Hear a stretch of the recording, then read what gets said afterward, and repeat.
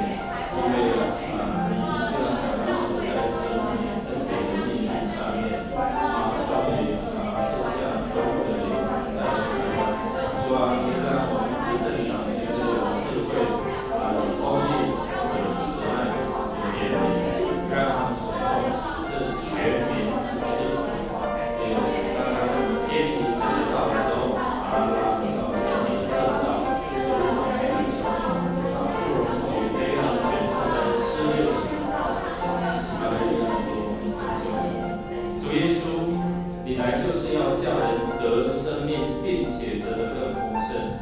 主啊，你知道我们在人生当中有苦难、有重担，你呼召我们，包括执政掌权的来亲近你，就能够得安息。所以我们看到黑暗权势一直在使我们的百姓对立、仇恨、彼此撕裂。所以我们看到黑暗的这个权势正在捆绑人的心。主你来就是要叫人能够和睦，以神与人的和睦，求你赐下和平和睦的灵，在整个台湾，也让执政掌权的知道，行公义、好怜悯，有谦卑的心，与神来同行，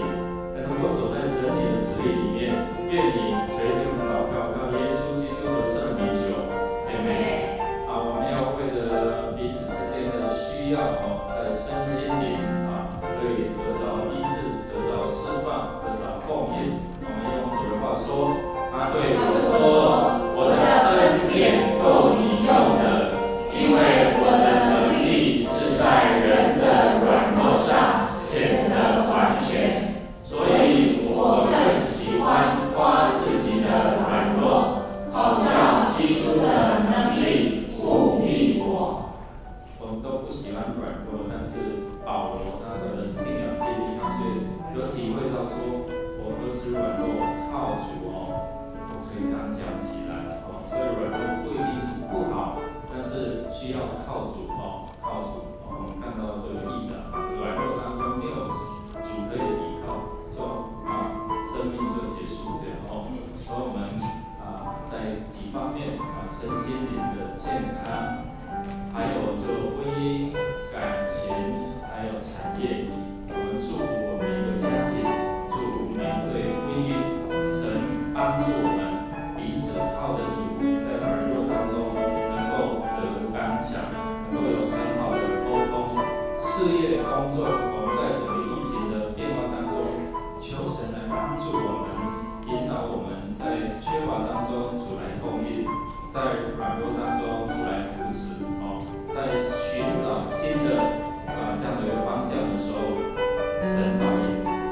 我们最近这个孩子进入到7月、6月、7月都是在考试这指考等等。我们也看到有毕业的今天也有我们的青年毕业那未来的方向我们求神来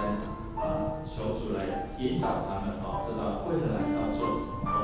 我们人跟人之间可能因为一句话甚至说你如果一句话说的可以了，就好像金苹果一样落在银网上但是一句话说的不好也会引起这个争端有时候牧师都要去排解因为一句话不小心就造成彼此之间这样的一个关系的破裂我们恳求主来帮助我们。如果你在这几方面你需要被祝福的，你可以站立起来我们同工会为你来祝福，多祷告，多有能力那你如果有需要，你就可以原地站立起来我们一起开口来祷告，一起来寻求神的供应，寻求神的医治。我们的供应说随即计算，祝你这个大能充满，特别在有需要的弟兄姐妹，说你是供应所有一个，你是赏赐以后来成就的，你是产业的神，由我们奉你来祝福特别影响我们心思意念性格的这些的不属神的文解，奉耶稣名来祷告，来判断，希望我们在心里面要得自由，我们身体要得医治，让我们的思想要有属灵的思想，谢谢主，所以我们祷告。天父上帝，谢谢你，因为你是给我们有属天的智慧思想，所以当我们与连结的时候，我们就有属神的思想、情感、意志。即使在软弱、在困境当中，就像保罗说：“我何时软弱，我靠主何时的刚强。”我夸我的软弱，因为主让我们在软弱当中看见我们不能看见神的全能。主，谢谢你，我们赞美你，帮助我们在困境当中走出一条又新又活的道路，帮助我们在缺乏当中得着你满满的供应，帮助我们在病痛当中你的医治就降临。主，谢谢你垂听我们的祷告，靠耶稣基督得胜名求。阿门。最后我们要为了主日来守望，为了牧者，为了我们今天所有这些的聚会来守望祷告，用主的话一起说：耶和华，我要求告你，我的磐石啊，不要向我缄默。倘若你向我闭口，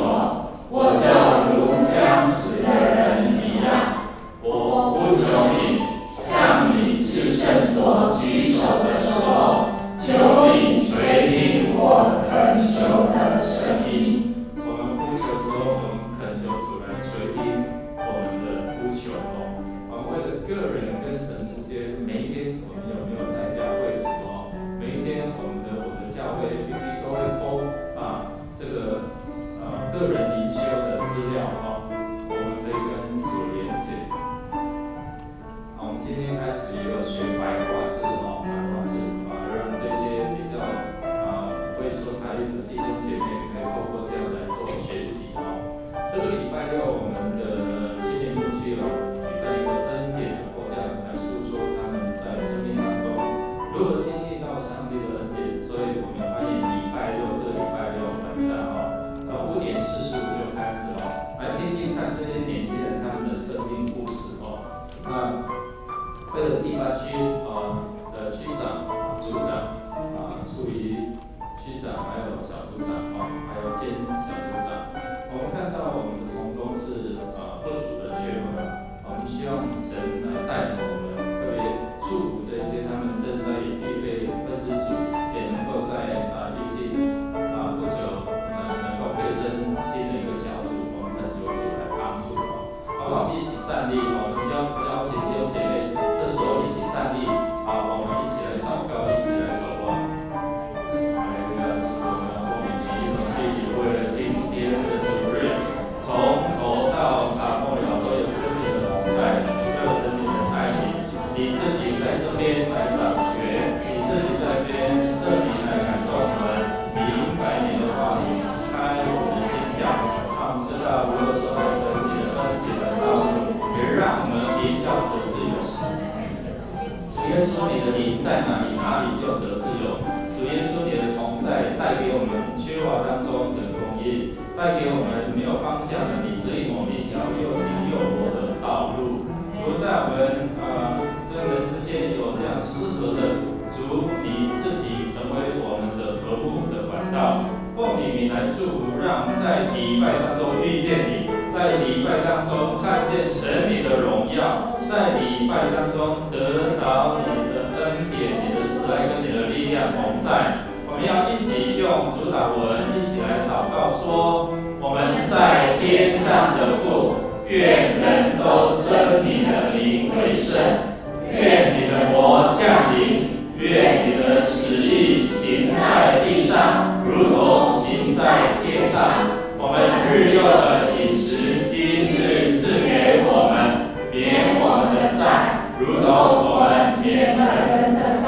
不叫我们遇见试探，救我们脱离凶恶。因为国度、权柄、荣耀，全是你的，直到永远。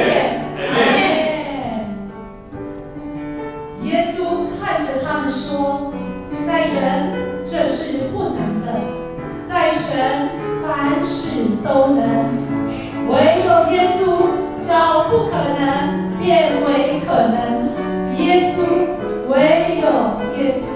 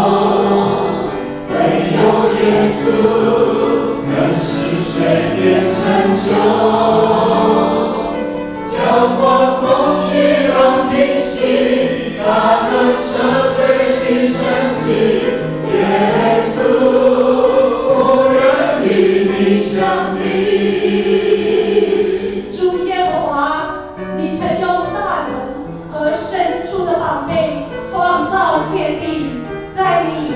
没有难成的事。耶稣，你能。耶稣，你能使瞎眼看见。耶稣，你能医治伤心人。耶稣，你有权柄释放。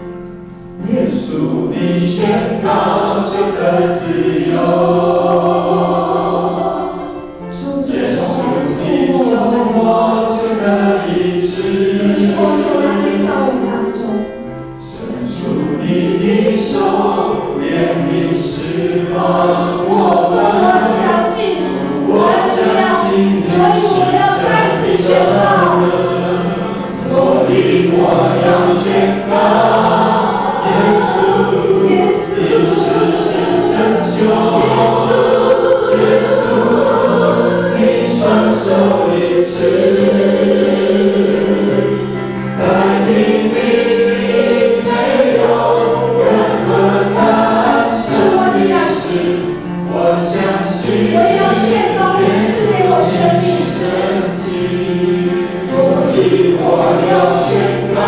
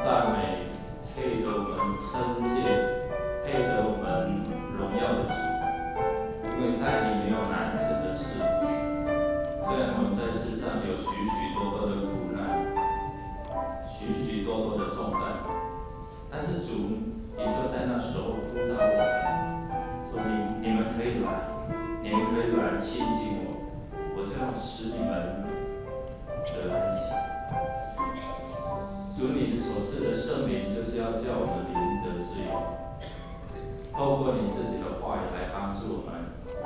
看见你所赐予的盼望、医治、你的供应，在我们缺乏当中，在我们软弱当中，你做供应下，因为你的怜悯、你的慈爱永不改变。天地虽然一直都在改变，但是你的话语长存，你的慈爱永不改变。谢谢耶稣，每一次我们敬拜、我们赞美的时候，恳求你悦纳，你的宝座就设立。我们打开我们的心窍，让你自己来充满我们心思意念，帮助我们好好的学习敬拜，在敬拜当中遇见你，享受在你的同在，也能够分享你的慈爱。祷告靠耶稣基督得胜的名求，阿门。弟兄姐妹，大家平安。我们要欢迎第4站当中一同敬拜的弟兄姐妹我们欢迎谢刚弟兄还有张伟轩姐妹夫妇在当之后我们欢迎他们来谢谢他心中有没有小礼物？OK， 还有就他们2位愿上帝来赐福你们还有没有其他的弟兄姐妹是第4站当中敬拜？好，如果没有，我们一起来翻开周报的消息。感谢主我们在整个疫情的过程当中真的神的恩待可能今天就会公布大解封最近又都是零确诊我们预定在6月14号这个爱山重新开始如果有变动，是政府的疫情公告来做调整。7月5号我们会举行今年度的第10次的圣礼典如果要报名受洗的，在6月21号前向牧师还有行政干事曼双来报名。我们教育部在7月4号7月11号我们早上9点到下午6点我们有2次密集的这样的小组长的训练请小组长各区小组长来这个推荐已经完成属灵家长训练的弟兄姐妹接受装备请于6月28号前到1楼填写报名表一律准备教材还有午餐。是不是我们的手机有在响？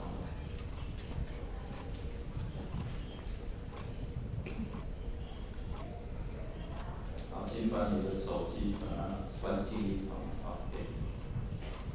好，我们在主日下午1点1点我们会一起来打扫B1的因为如果要开放这个爱山，我们就是重新把这些锅碗瓢盆把它做一些的打扫邀请我们弟兄姐妹一起来参与那也欢迎我们信徒朋友家长与孩子参加6月14号亲子讲座，我们会邀请洪华美老师再次来帮助我们透过桌游提升亲子彼此之间的关系那在12点半到下午2点有要放影片吗？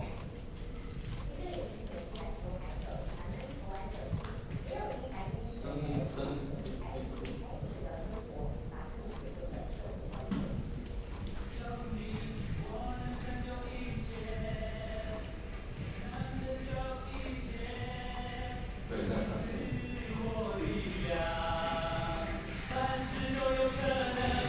有你下也能。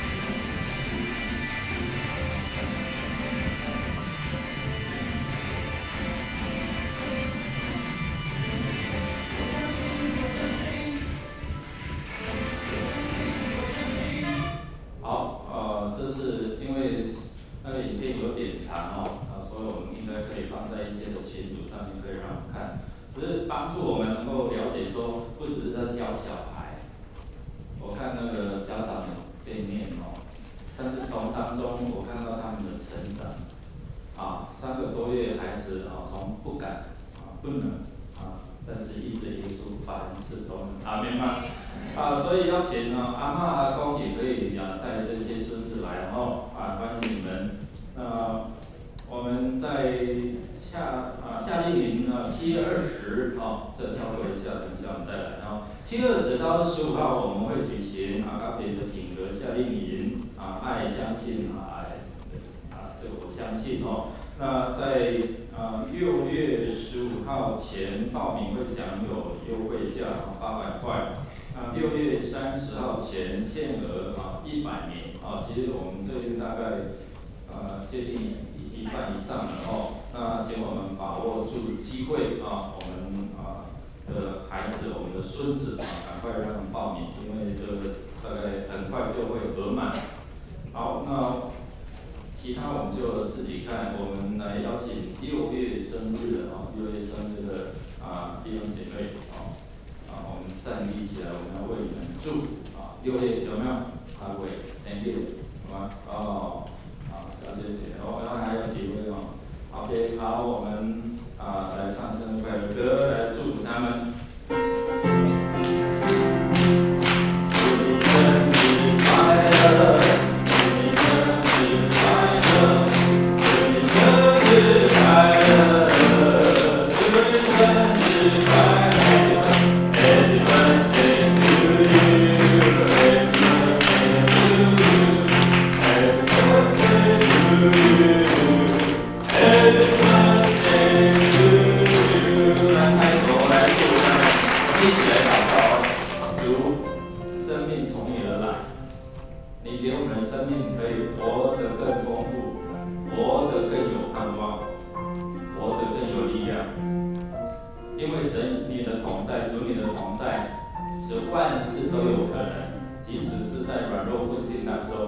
谢谢耶稣赐给我们弟兄姐妹在生日当中思想感恩，也能够靠主得盼望。未来的路，恳求你继续带领。你的话是他们脚前的灯，是他们路上的光。你的话语带有应许，带有能力，带有盼望。让我们一起祝福神，你就大大赐福他们身心灵健壮，灵魂体兴盛。祷告靠耶稣基督得胜的名求，阿们。请坐。好，我们来念今天的金句来念2遍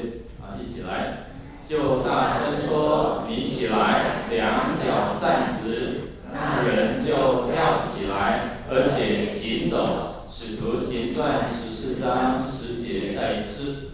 就大声说：“你起来，两脚站直。”那人就跳起来，而且行走。使徒行传14章第10节，我们预备心来奉献。奉献是基督徒感恩的表现，是出于甘心乐意。如果你不明白奉献你第一次来不明白的你不用勉强用祷告来表达你的感恩，我们用这首诗歌来献上我们感恩，来到神的面前，献上感恩，献上感恩的心归给至圣全能神，因那至家独生子。主耶稣基督，献上感恩的心归给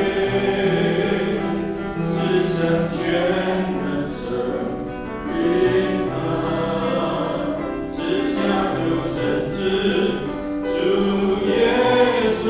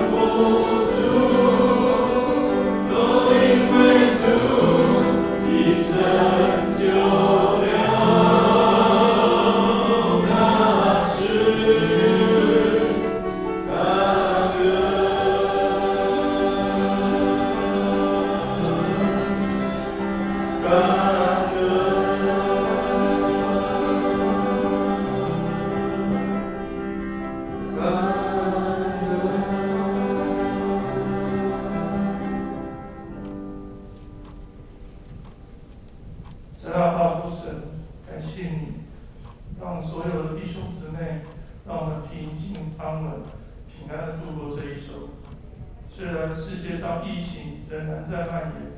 但是主啊，因着你的恩典怜悯，保守台湾，能够免除疫情的攻击，让我们能够来到你的圣殿，来献上我们清洁正直的心来敬拜你。主啊，你说以别神代替你的，我们的愁苦必加增。我们常常在眼目中担心我们自己的经济问题，担心我们的家庭问题，担心我们的身体、我们的病痛，却常常放弃一件最重要的事，就是来到主耶稣基督你的面前，让你的慈爱、你的刚强来复庇我们。主耶稣啊，求你的圣灵充满将教会所有的弟兄姊妹，让我们起来用我们感恩的心，献上我们的金钱、时间、才能，来为主你所用。祷告、赞美、恳求，奉主耶稣基督的圣名求。坐下前彼此祝说：上帝的话语让你看见盼望，得着力量。上帝的话语使你看见盼望，得着力量。请坐。上帝的话语使我们可以看见盼望。今天我们要从《使徒行传》第14章，我们要从第8节看到20节。弟兄姐妹，翻开你的圣经哦，鼓励我们大家或是划开你的圣经哦。我们新来有那个有些书章有圣经吗？有，OK。好，我们预备一下哦，《使徒行传》14章哦，我们最近都在看《使徒行传》哦。你可以在家可以先看一下《使徒行传》第14章，我我们要从第8节看到20节啊，是使徒行传第14章。好，预备好了，我们要一起来读上帝的话啊，大声来宣告神的话，就成为我们帮助哦。第8节一起来。路斯德城里坐着一个两脚不利的人，生来是瘸腿，从来没有走过。他听保罗讲道，保罗定睛看他，见他有信心，得痊愈，就大声说：“你起来，两脚站直。”那人就跳起来，而且行走。众人看见保罗所做的事，就用以方言的话大声说：“有神借着人形站在中间了。”于是称巴拿巴为宙斯，称保罗为希尔米，因为他说话灵手。有传外宙斯庙的祭司牵着母牛，拿着花圈，来到人间，要从众人下使献祭。巴拿巴保罗就撕开衣裳，跳进众人中间，喊着说：“诸君，为什么做这事呢？我们也是人，性情和你们一样。我们传福音给你们，是叫你们离弃这些虚妄，归向那创造天地海和其中万物的永生神。他在从前的时代，任凭万国各行其道，然而为自己最长显出证据来，就如常施恩就从天降雨，赏赐丰年，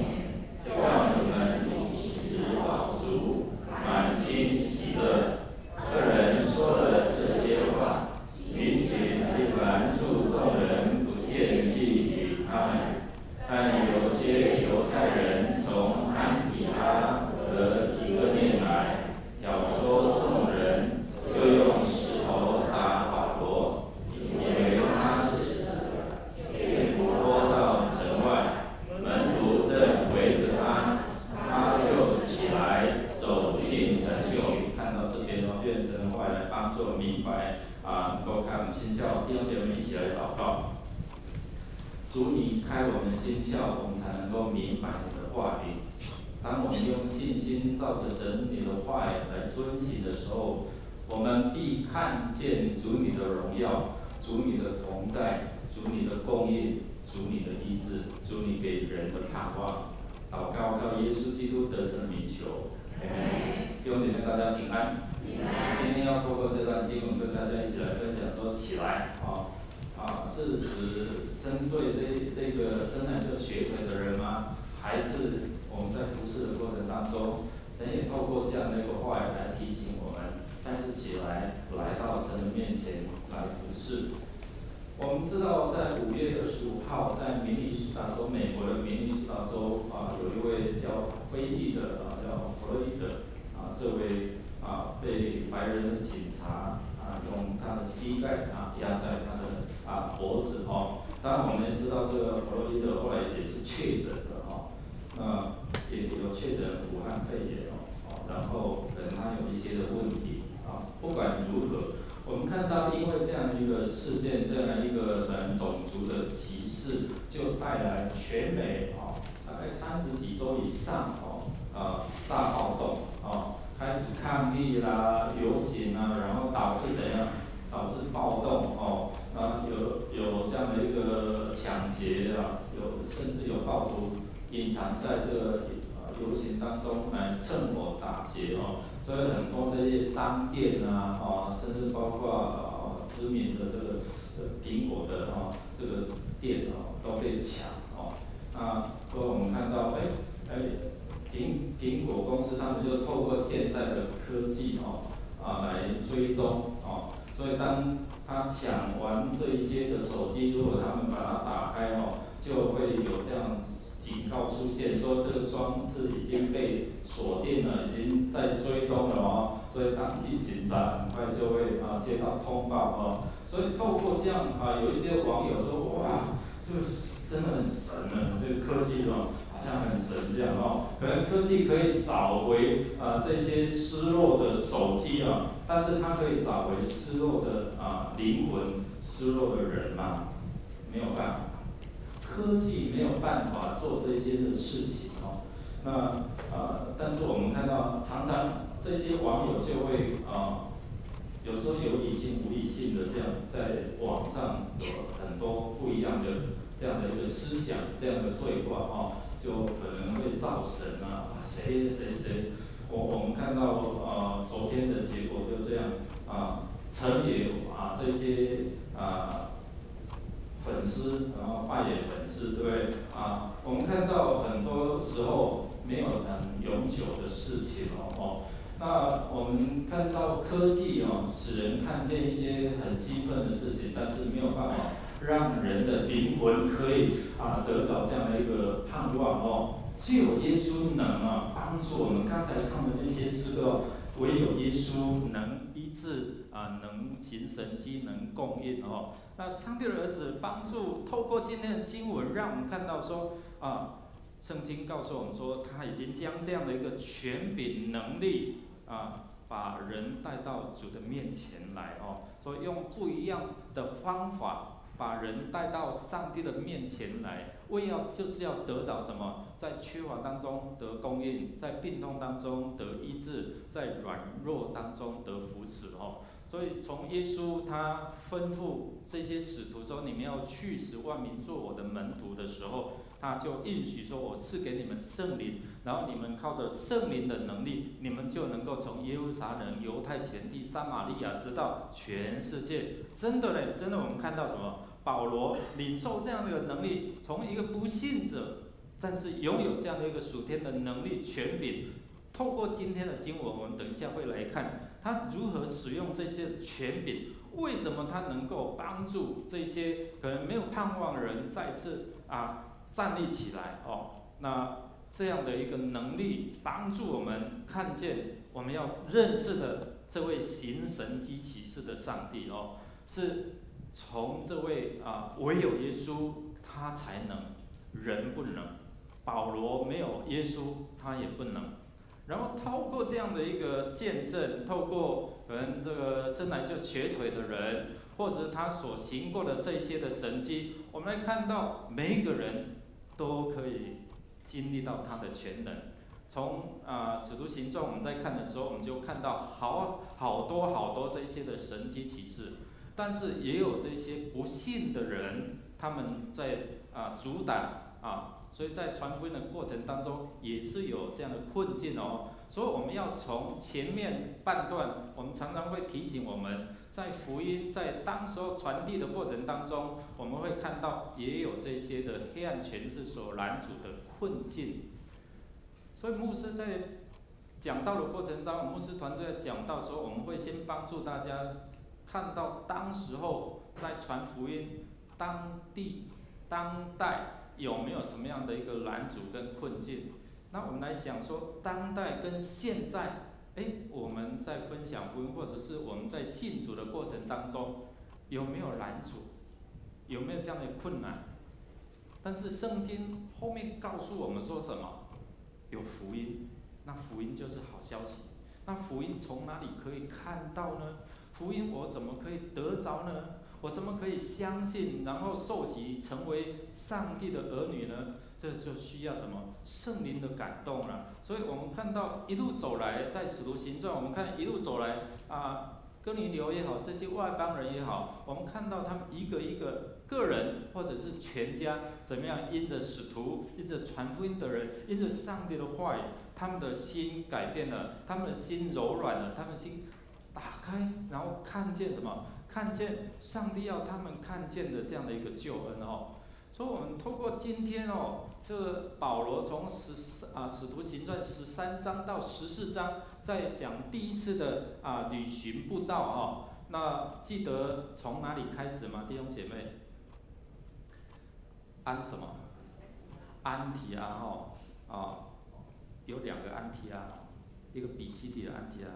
一个叙利亚安提阿所以不一样的地方。好，所以我们看到他们做这些跨文化的宣教，好像我们在传福音，从基督教的文化如何进入到什么？进入到民间宗教信仰啊。我们本来牧师的家庭也是民间宗教信仰啊，如何透过福音进来，但是有拦阻，但是这个福音是神的大能，要叫一切相信他的人都能够得救，阿们吗？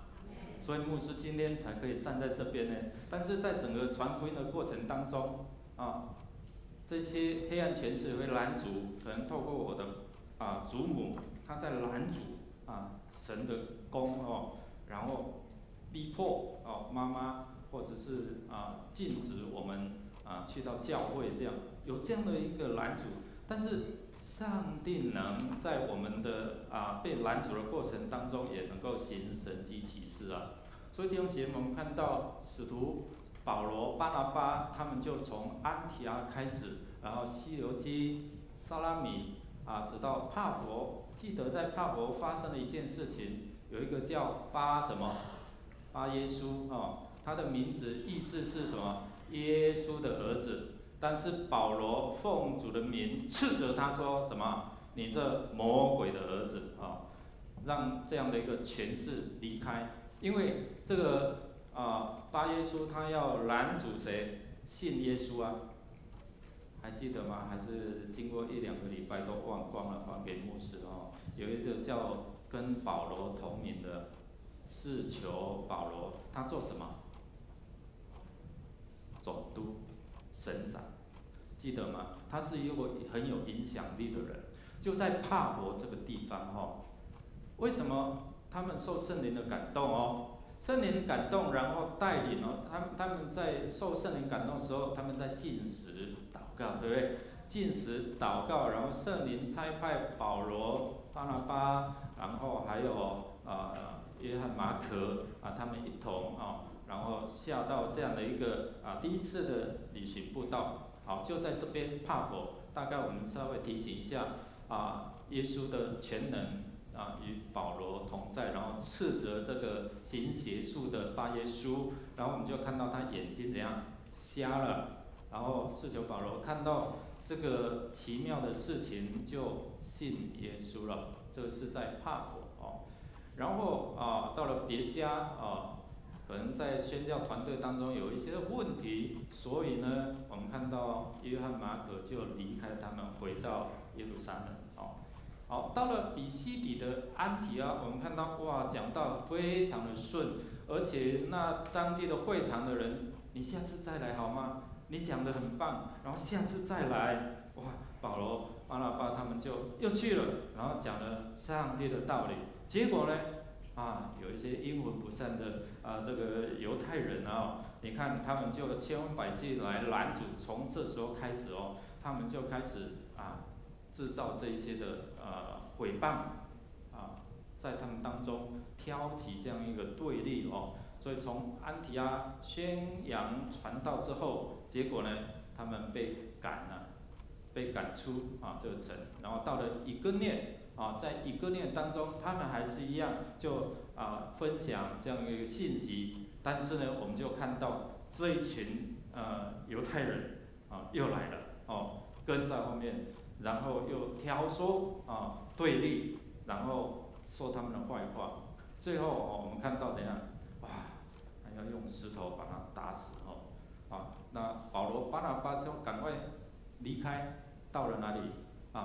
到了我们今天所要看的就是路斯德还有比特这2个城市。所以弟兄姐妹，我们看到了路斯德、比特，这是第一次宣教这样我们从安提阿下到西流基、撒拉米，然后帕佛、别加，然后比西底的安提阿，然后呢，我们看到以哥念开始越来越有很多这些拦阻他们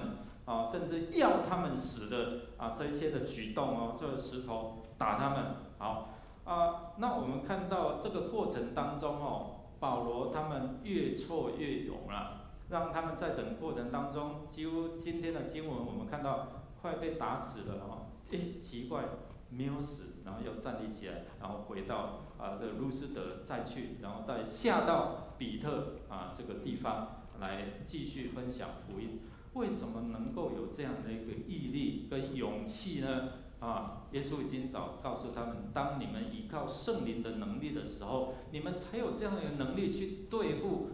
当前所面对这些的福音的困境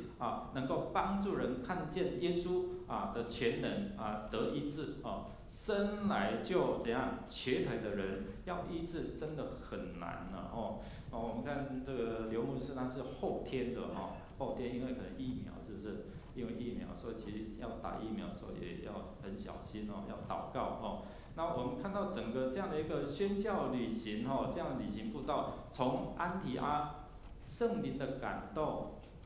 如果没有圣灵的感动，我们怎样不感动？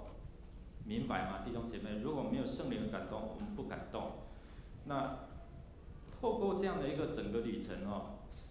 上帝如何在帕佛、在比西底、在路斯德，我们看到他行了很奇妙的神迹让那生来就瘸腿的就得着怎样医治，还要把他们当神来看。那我们再继续看下去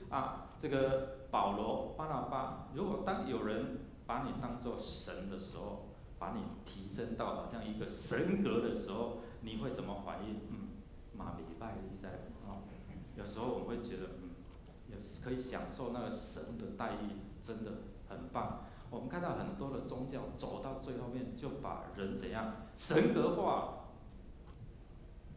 那个送什么吉利的那个还记得吗？送七利还有很多很多，就是到最后会把人把它做神格化。好，所以我们来看到说第二个他们信仰各自表述到了这个比西底的安提阿，还有以哥念，我们看到透过这样的一个使徒进入到会堂，他们第一件事情，如果当地有会堂，保罗他们就会进到会堂，然后先对这些犹太人然后传讲耶稣基督复活的大能，然后呢如果被拒绝了，他们就往外邦，可能没有会堂的，他们就到比较热闹的地方去找一些的地点，然后去传讲耶稣的福音。那透过在以哥念也好，在其他地方，他们在表达。我们看到右边有一群人这些犹太人就怎样开始又在对立制造纷争，所以我们看到圣经又告诉我们说，开始有分派分党，然后制造整个对立，信仰怎样各自表述这些犹太人，这些可能在反对耶稣的信仰的时候，他们就会开始在挑起这样的一个争端所以走到哪里就有这一群人跟到哪里有时候我们会觉得怎么那么讨厌但是其实透过这样危机，其实也是让人看见上帝恩典的转机透过整个这样的一个在以哥念的这样的一个对立各自的表述，然后造成了有一些人信了耶稣了，但是有一些人因为什么？因为这一群拦阻福音的人，犹太人然后结合当地的这一些可能在政治上、在宗教上有这样的利益的可能包括在政治上那造成这样的对立。所以我们看到有时候信仰会你说你的，我说我的但是上帝还是会透过这些使徒来行奇妙的事情那我们看到在以哥念，他们还是快要被石头打，赶快逃到路斯德。那在路斯德当中也是一样，我们看到因为这个跨文化的这样的一个宣教，有不一样的看见所以当这些宙斯庙的祭司这个是神借着人形来化身啊，这个我们常常在台湾民间宗教有听到，对不对？哇，他是什么三太子附身啊？他是什么样的附身？就开始一间小庙就开始变大庙，这样就开始人在膜拜了所以弟兄姐妹，我们其实在台湾的民间信仰礼见不鲜呐。等一下我们会看到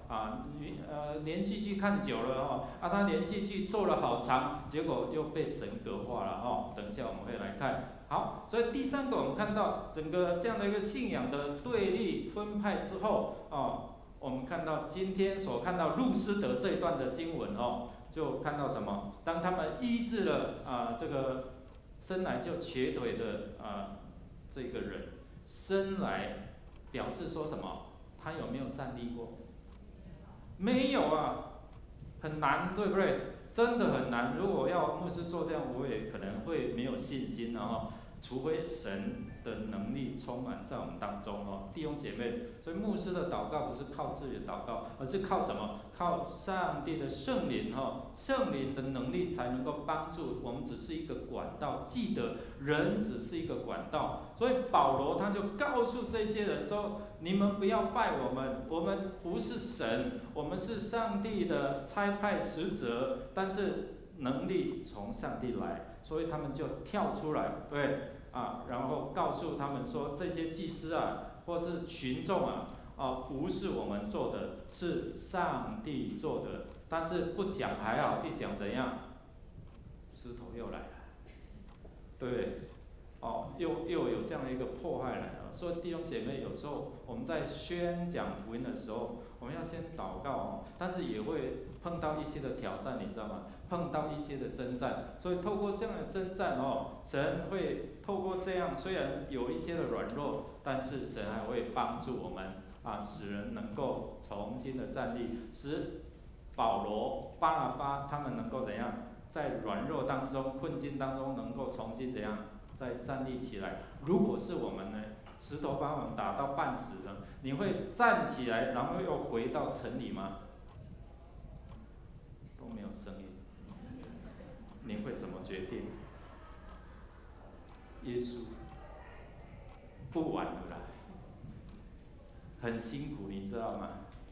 弟兄姐妹，可能包括我，碰到很大的这样像保罗这样的一个困境的时候，可能我们会思想，好像上个礼拜事件传到碰到一些的这些的年轻人的困境的时候，他好像走不下去，但是神的能力就叫他怎样，再一次站立起来一样。弟兄姐妹，你有没有在传福音的过程当中碰到这些困境？有吗？可能会有。在我们人生道路上面，可能你会碰到一些挫折，被拒绝。你要觉得很难呢，传福音真的很难的，特别是要传给家人真的很难。弟兄姐妹，真的很难。为什么？因为他们眼睛都在看我们。看我们的言行举止，你的行为有没有因为你信耶稣改变你的说话有没有因为信耶稣改变很真实的，我们的同工就这样，只有他一人信主，回到家你的耶稣是叫你这样讲话吗？很真实的，你知道吗？所以会有这样的一个怎样震撼面对这样的一个挑战，说你怎么样去面对所以下半部我们就看到福音是什么？福音使我们能够去面对这一些的挑战跟困境它能够使我们站立起来。所以当使徒保罗他在回想他的诉说他的经历的时候，他说：我有几次被石头打，有几次遭遇传难，或是遭遇这些困难，但是他越挫越勇。说当他被打得半死，好像死掉了，被拉到城外的时候，如果刚才我说，如果是你我们可能就赶快跑了，不要再进去了。但是我们看见保罗再次站立起来，然后进到这个城里，然后再一次分享，然后最后又离开路斯德到特比这个地方来宣教。所以在保罗他的生命当中，他越挫越勇。他碰到这些的挑战困境的时候，他知道他靠着上帝给他的能力，使他在软弱当中可以站立起来。所以用诸般的智慧，可能每一次的困境都是神帮助人转变的一个机会哦。我们一起来读这段经文来，我们传扬他是用诸般的智慧劝诫个人，教导个人，要把个人在基督里完完全全的引到上帝面前。我也为此劳苦，照着他在我里面运用的大能尽心竭力，照着他在我里面的什么大能。这表示说，耶稣所告诉他们说，我要给你们圣灵哦，你们要靠着圣灵给你们能力，你们才能够做，你才能够站立起来。不然有时候，包括牧会26年了，当然在整个这样的一个过程当中，要解决弟兄姐妹的属灵上的，甚至我告诉大家，半夜夫妻吵架，牧师都还在牧师的办公室调解，长老夫妇，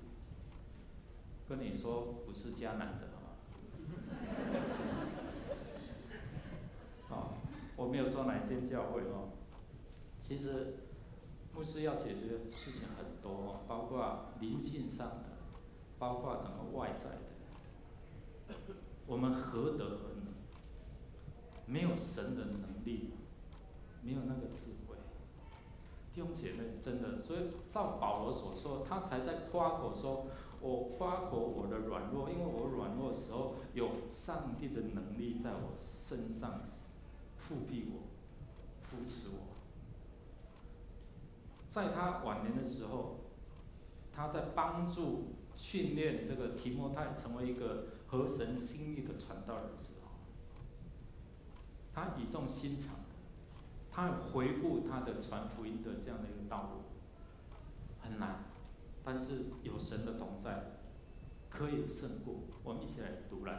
务要传道，无论得时不得时，总要专心，并用百般的忍耐，各样的教训责备人，警戒人，劝勉人。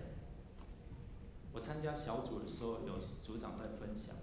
可能有时候这些弟兄姐妹因为别人的一句话，因为别人一个行为，全家不来。但是这些小组长我说对，要去探访，要去探访，要去关心。所以因为他的一个感动，圣灵的感动去关心，不然我听了哇，我这下我要跟同工再一次提醒了。可能因为我们一句话，让一家人离开教会，离开迦南教会。弟兄姐妹说，我们一句话多么重要。所以弟兄姐妹，我们看到我们身为基督徒，可能因为你的一句话，让你的家本要信主了，因为你这一句话就不想信主了。所以我们弟兄姐妹，包括牧者我们真的要非常的谨慎，就好像保罗他说，我们要百般的忍耐，然后用各样的教训来责备、劝诫，然后帮助人来到神面前。所以我们看到他们越挫越勇，他们越宣教，碰到过多的困难，他们还是站立起来。保罗跟巴拿巴不管遭受到这些的很大的困难，被石头打，几乎快死了，但是为什么浇不熄他们传福音的热情？为什么他们没有放弃？因为保罗自身他有好的这样的一个信仰的经历，所以他知道这样的一个信仰是真实的。如果你经历过，你就不容易去有这样的一个软弱下来，但是还是会。所以圣灵与我们同在的时候，我们才能够面对这些困境征战，好像信仰快失落了，他不来教会了。但是圣灵帮助你，让你有关怀、牧养的心，然后去关怀他们。我们在整个过程当中，从过去18世纪或是17世纪 ，Mission 这部影片大家看过吗？中文叫做教会，有没有？很早的片子那这个叙述这个耶稣会的这个修士，他们怎么到南美洲像巴拉圭、阿根廷那一些边界，他们怎么样去做传福音？最后他们还要面对什么殉道的这样一个危机沉默，这个是在17世纪也是耶稣会的这些的修士这传福音的宣教师，他们进到日本，然后透过这样的宣教过程当中，他们性命要面临这样的一个牺牲，甚至信徒牺牲，但还是继续有人走下去。有机会你们可以去看这些影片，时间关系我不再述说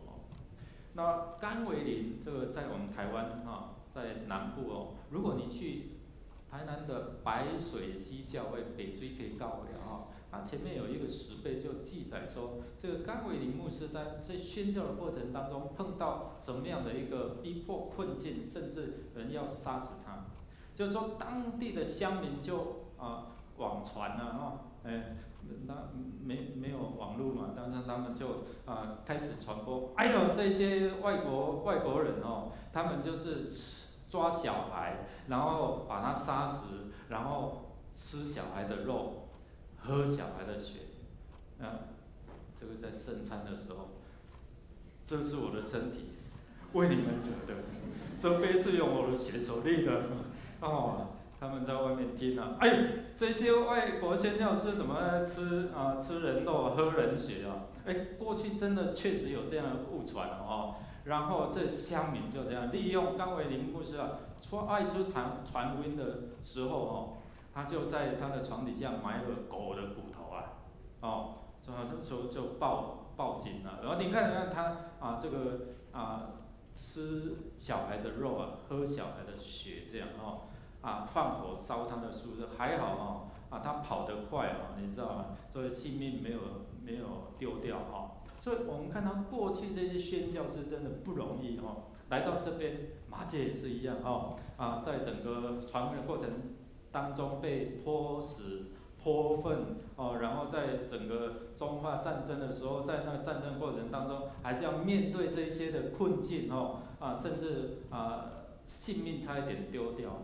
所以我们在整个宣教过程当中，还有我们常常讲的神奇的一刀有没有？他们到中国传福音，然后被下到监狱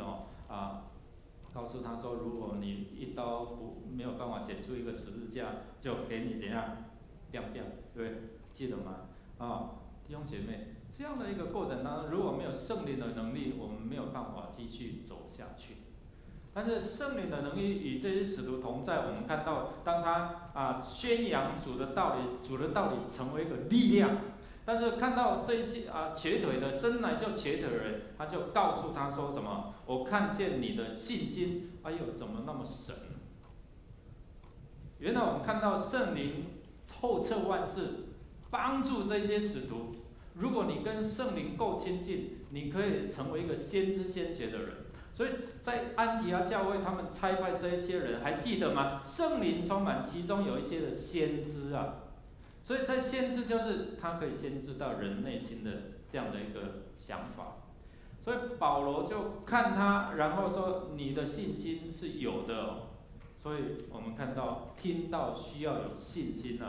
这个生来就瘸腿的人，他听到耶稣的这样的一个故事事迹的时候，他心里面有信心，所以信心是使他从来没有站过，但是能够重新站立起来的一个机会。圣灵与我们同在，感动我们的心，明白耶稣的真理的时候，所以才能够重新站立起来。第三个，我们看到，当众人在拥护他们当作是一个神，宙斯是万神之中的一个领头者，这希尔米就好像他旁边的一个传令使者，因为他很会说话所以在整个过程当中，我们看到保罗他不以神为自居，他说不可以这样，然后诉说这些耶稣的故事，让这些的群众能够明白，我们是人，只有耶稣是神。好像约翰一样，施洗约翰一样，我不是那一位弥赛亚我连给他解鞋带都不配。我们看到这个他们把丢失或者宙斯这是当地的，我们看到它融合了吕高尼的文化，还有希腊的文化，所以我们看到跨文化的宣教真的很不容易。这个路斯德他没有完全被希腊化，所以他们用吕高尼的话说，这个是神借着人形降临啊，所以有宙斯，有希尔米我们看到他们有这样医治的能力。所以弟兄姐妹，我们看到保罗他很清楚他自己的生命的角色，约翰也是一样。我们看到创世纪告诉我们说，蛇就是利用这样一个权势在引诱人，所以亚当夏娃当蛇告诉他们，你吃下这个禁果的时候，你可以跟神一样。所以人很想所以就吃了。我们看到约瑟，他提醒他们的弟兄不要怕，我岂能代替神？一墙之隔。弟兄姐妹，有时候当我们被提升成为神格化的时候，就好像捌看过塞雷切坎的，有没有？以前举手一下，都不敢举手，因为被知道你的年龄我们小时候也是呀，牧师已经50几岁了所以当代那时候大概对西罗七件有这样，对不对？刘牧师，他都不敢回答呀，所以我们看到这个到最后把那个阿显塞就把它神格化盖庙了你去巴黎有一个什么廖天定的庙，然后贼就贼了义贼，然后又把它神格化。第一个抢银行是谁？姓李的李斯科，现在也有庙在拜他，你知道吗？还有蒋中正叫做蒋公王爷。弟兄姐妹，我们看到很多就把它提升为神格化来拜了如果保罗、巴拿巴他接受了人有保罗庙、巴拿巴庙，是不是这样？所以有时候我们在传扬的过程当中，我们真的要很小心我们是要使人跟神之间有和睦去认识这个信仰可能面对困境的时候，我们如何做一个和平的使者，在争端的当中如何带来和睦？我们来看一段的影片最后这段影片是最近我们看到全美因为弗洛伊德这样的一个事件，他可能彼此有这样的冲突对立。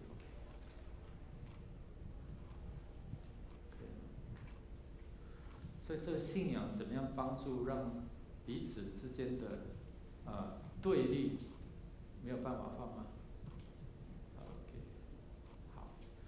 其实这个影片大概就是说，我们看到有一些白人，他们就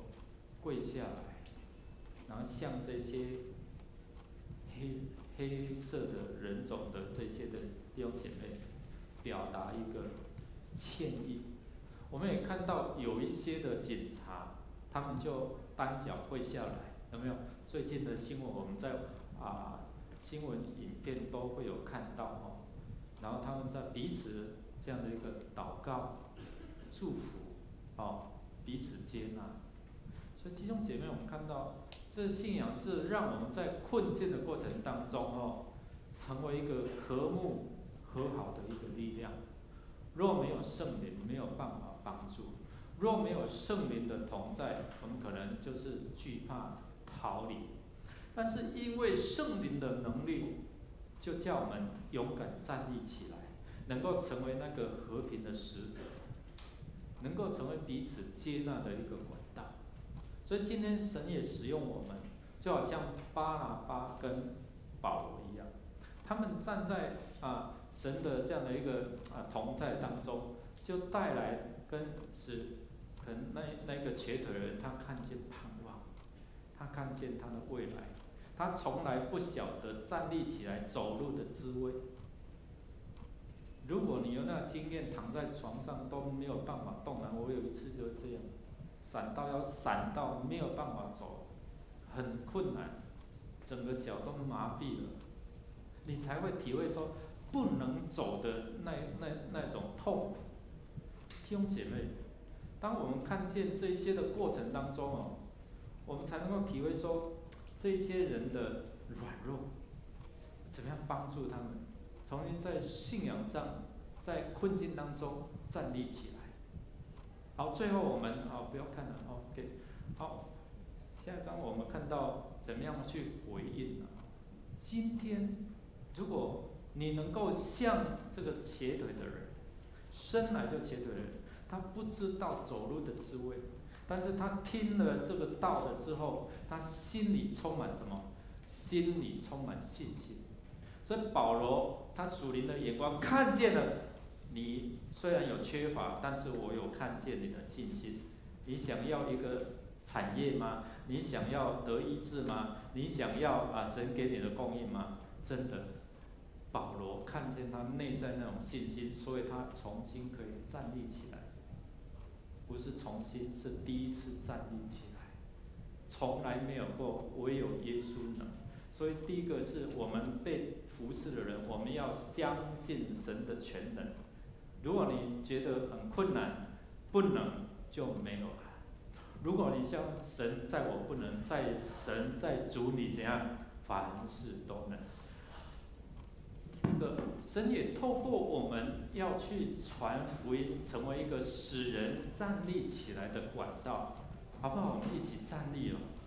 弟兄姐妹，神要透过这样让人看见说，耶稣能啊，耶稣能够在你缺乏，在你的生命困境当中，使你能够重新站立起来。用这首诗歌，我们一起来回应说，耶稣，你能够帮助在我们生命当中，使我们看见你的同在，你的医治，你的带领，你的赐福。耶稣，你宣告就得自由；耶稣，你触摸就得医治。伸出你的手，怜悯释放我们。主，我相信你是加的大能，所以我要宣告。耶稣，你是新拯救；耶稣，你双手医治，在你背里没有任何难成的事。我相信耶稣你是神迹。耶稣，你宣告就得自由；耶稣，你触摸就得医治。伸出你的手，怜悯释放我们。主，我相信你是加的大能，所以我要宣告。耶稣，你是新拯救；耶稣，你双手医治，在你臂里没有任何难成的事。我相信耶稣你是神迹，所以我宣告，所以我要宣告。耶稣，你赐我生命；耶稣，你赐下丰盛，在你的里没有任何贫穷羞愧。我相信耶稣你是神迹，所以我要宣告。耶稣，你是新拯救；耶稣，你双手医治，在你臂里没有任何难成的事。我相信耶稣你是神迹，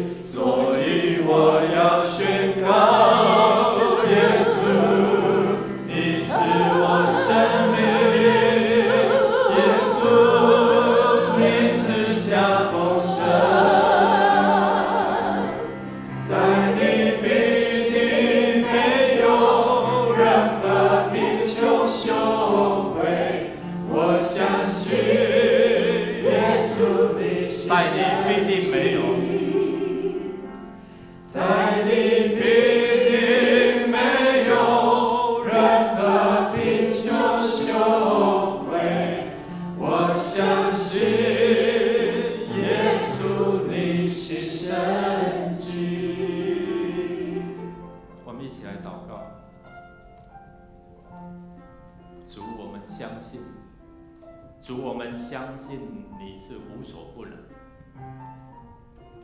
你看见我们内心的需求，你看我们此时此刻可能心软弱，我们几乎要放弃，但神你没有放弃我们，你正与我们同在，你正伸出你慈爱的双手来扶持我们。你看见那个生来就瘸腿人的困境，你使用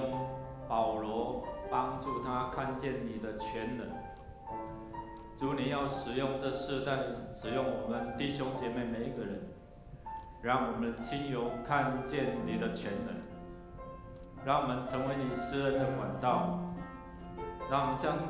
保罗学习何时软弱，靠着主你就成为我们生命当中的大能，帮助我们站立起来。愿主耶稣基督复活的大能充满你们，使你们在软弱当中站立起来，在缺乏当中得着供应，在病痛当中得着医治。天父上帝，你的慈爱永不改变，你的慈爱没有离开我们。愿你的爱成为盾牌，四处环绕、保护、看顾我们。主圣灵，你的同在带来全能，带来盼望，让那不可能的就成为可能。愿主你的大能就充满在弟兄姐妹每个人的身上，重新得力，从今时直到永永远远。Amen。弟兄姐妹，请坐。请坐。唯有耶稣掌管天地万有，唯有耶稣能使水变成酒，酒后风去了平息，大能赦罪行神迹，耶稣无人与你相比，唯有耶稣掌管天地万有，唯有耶稣能使水变成酒，叫狂风去了平息，大能赦罪行神迹，耶稣无人与你相比。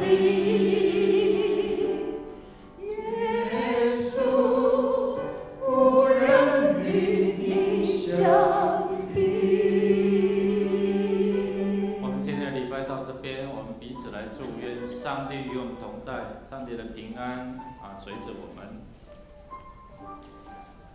彼此来祝福。